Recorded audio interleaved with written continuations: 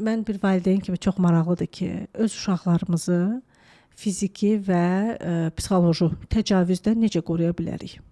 Ümumiyyətlə uşağın fiziki və psixoloji təcavüzdən qorumaq üçün psixologiyasını öyrənmək lazımdır birinci. Mənim övladımın psixologiyası necədir? Özgüvəni necədir? Ünsiyyəti uşaqlarla necədir? Əgər mənim uşağım özgüvənli deyilsə, digər uşaqlarla ünsiyyət qura bilmirsə, sərhəd qoya bilmirsə, məsələn, mən bunu istəmirəm. Mən səninlə gəlmək istəmirəm. Mənim yemək vaxtım deyil, məktəb arasıdır. Mən yeməyimi yemişəm. Sən yemək yeyirsənsə özün ye. Mən indi dərslərimi təkrarlamaq istəyirəm.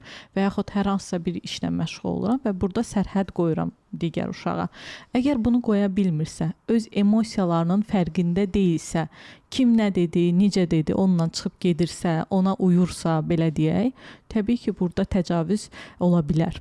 Amma uşağımıza emosional zəkanın fərqindəliyini aşlayırıqsa, get-gedə uşağımızda öz şəxsiyyətini formalaşdırmış olacağıq və digər zərərlərə də qorumuş oluruq.